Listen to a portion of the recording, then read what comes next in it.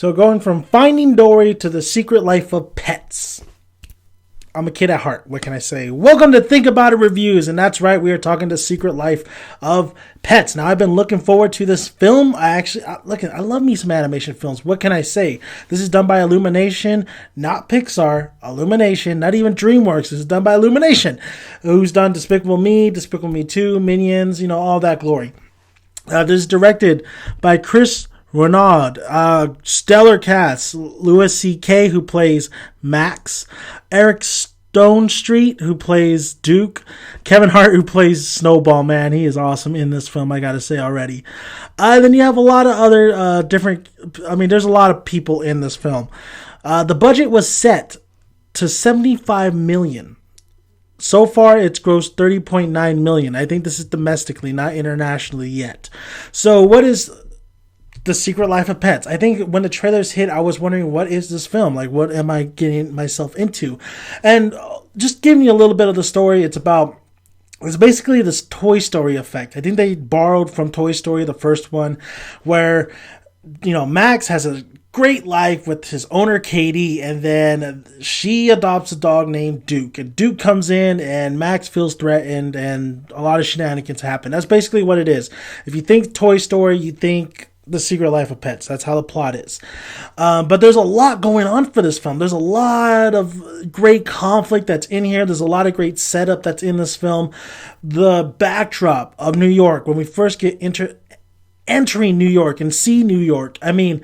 I hate that song with Taylor Swift. I remember working at Michael's and they always played that stupid song.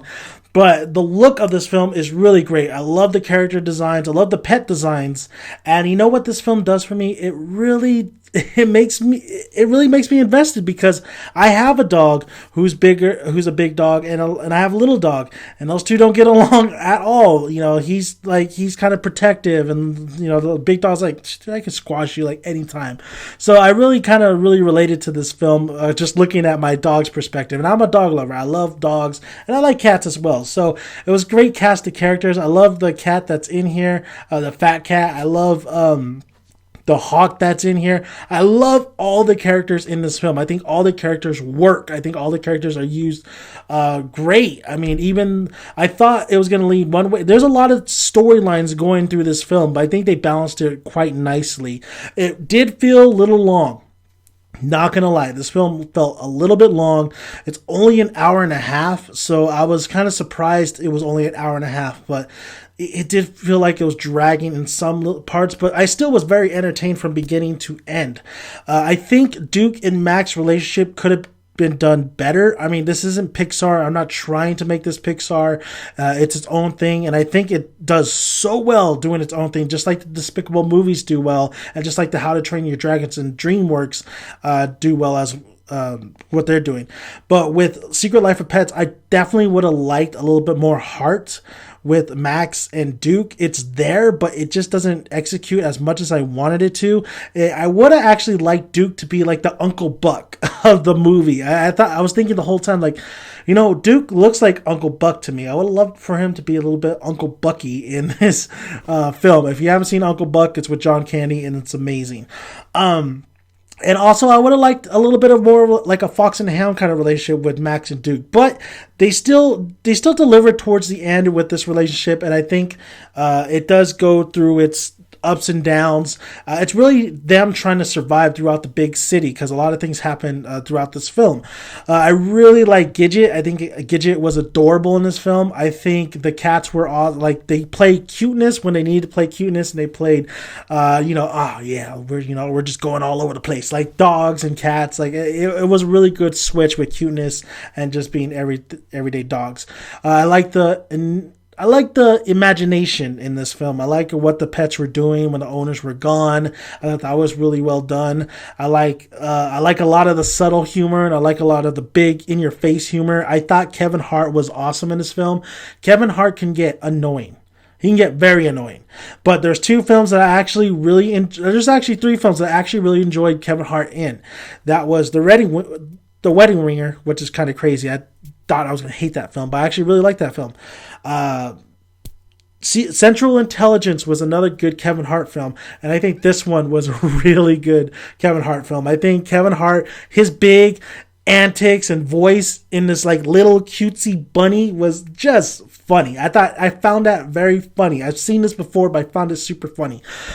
So The Secret Life of Pets. Watching this film, the animation was beautiful. The soundtrack really brought it back to like that Ratatouille kind of soundtrack, or more of like a short film kind of soundtrack, which I thought was really well done in this film. I like the soundtrack that was going, this like old kind of like old person, I want to say old person, but like an old man listening kind of music, really 1920s kind of music. I really like that for the soundtrack. It really made the movie feel a little bit more kind of, because you're set in New York, so I really like that as well. Everything in this film I really liked. Like I said, I would have liked a little bit more Max and Duke, their relationship, be a little bit more heart to it. I could have liked, there's some lagging parts in here that I felt like they should have edited some things down, but it's only an hour and a half movie, so I don't know how much they could have edited this down.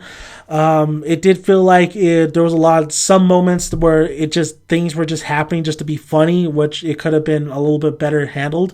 But overall, I think The Secret Life of Pets, if you're comparing it with this year's Finding Dory, I'm gonna say this is crazy, but I'm crazy in love. No, not Beyonce. But I'm gonna state this, in my opinion, and how much enjoyment I got it, because I was very entertained with this film. Finding Dory is the better film, and it's a better executed film. But The Secret Life of Pets, I think I was a little bit more entertained. But both of them were really good.